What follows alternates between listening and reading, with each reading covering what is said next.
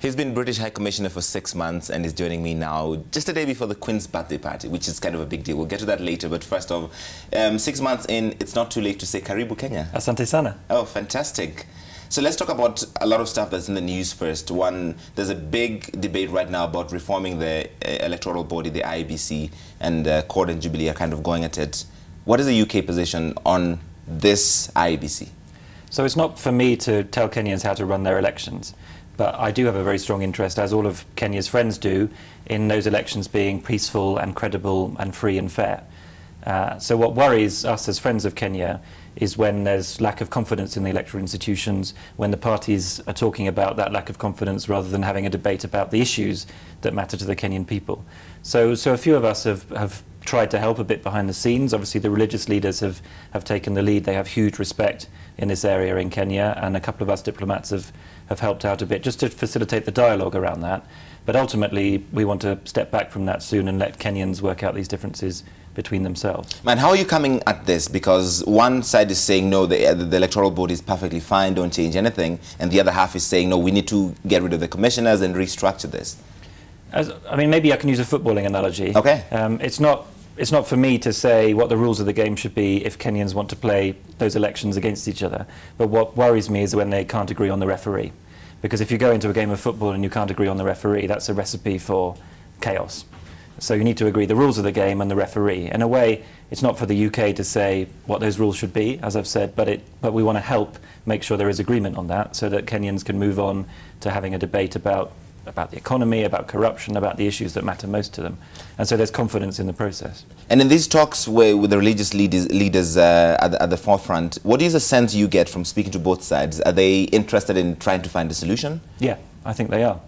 And I think they're moving very quickly now to talking to each other directly about these issues, which is far better than talking through intermediaries.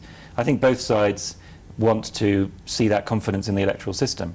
I think both parties are going into the election presumably intending to win it, intending to campaign very hard for it, and it's in no one's interest to go into an election where the arrangements aren't agreed beforehand.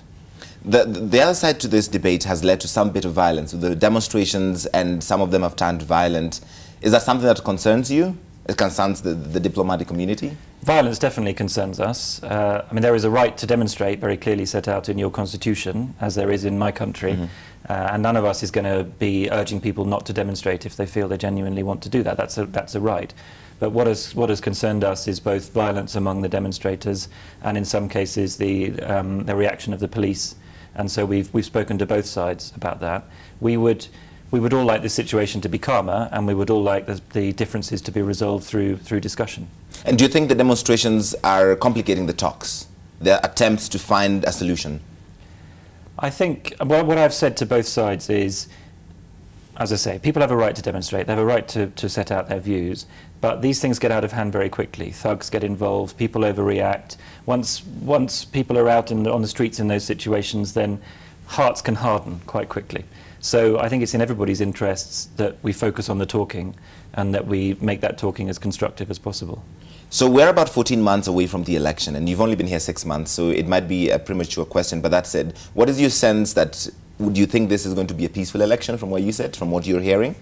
Well, I'm very hopeful it will be. I think the Kenyans have politics as a national sport. It's clear to me even after 6 months that you can't talk about anything else, which makes it a fascinating place to be.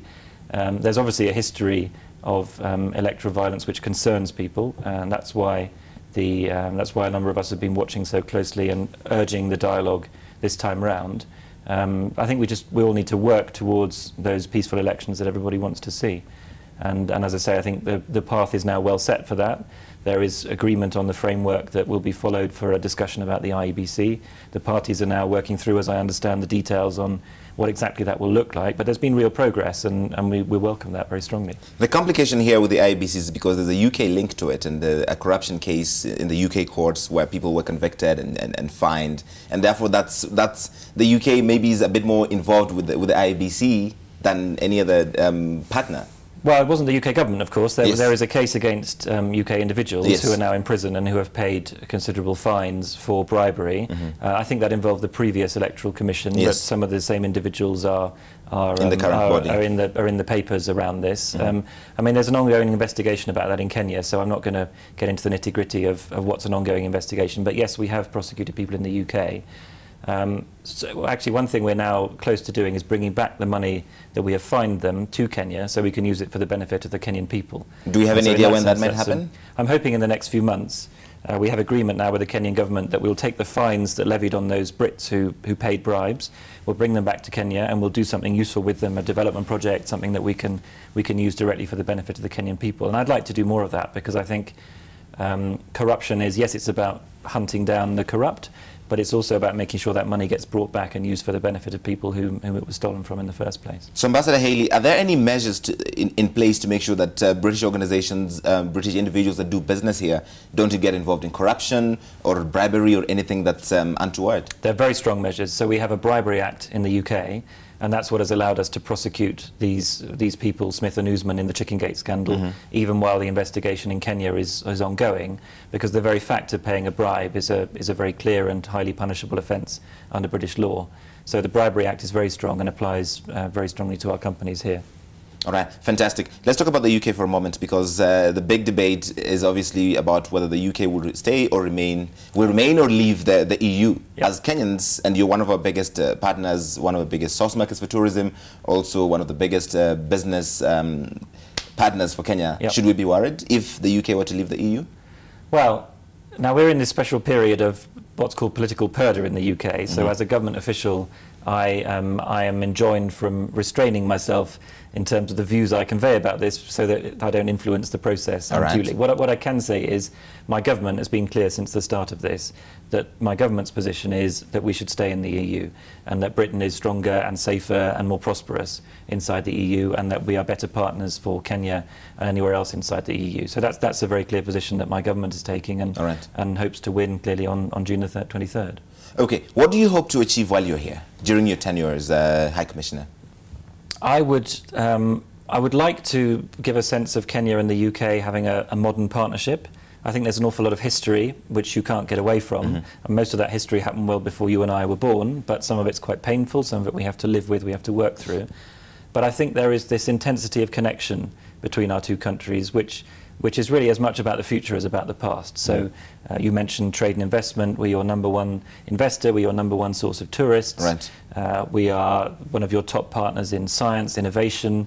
Kenya is doing these exciting things, leapfrogging generations of technology, renewable energy, IT, mobile, things that we're still catching up with in the UK. I think because we are so connected, because we know each other so well through that history, we're able then to use those connections to move on, to create jobs, to create prosperity for both of our people. All right. A lot of Kenyans are usually concerned about the visa application process. While I've got you here, we'll quickly just deal with that. It takes 15 working days. I think the visas are now processed in Pretoria, which is unnecessarily long. The documents required are too many. Are there any plans to maybe simplify this, to make it easier, to make it faster? So when you say the visas are processed elsewhere, that is true for many of the visas, but that is invisible to the applicant. So you just need to go into our visa application centre, give in your passport, and you will get your passport back at that same application centre in Westlands. Where your passport goes in the meantime, we can tell you if you want, and you're right about Pretoria being our African hub, but you don't have to go there or follow that process. If you want your visa more quickly, yes, we have a priority service. We can do that in a much shorter period for a higher price, but for people that urgently need to travel. We also give visas up to 10 years, which I think people don't necessarily know. Now, of course, you have to pass the criteria for that, but for those that do, a 10-year visa is something rarely offered by many of our partners, and that means you don't have to go through that process very often. Right. Okay, finally, the Queen's birthday party in Kenya is on Thursday. Why does the Queen have 2 birthdays? So the Queen has a personal birthday in April, but since the mid-1700s, the British monarchy has decided that really because of the British weather, that we should have an official birthday in June, because June gives you the best chance of being sunny.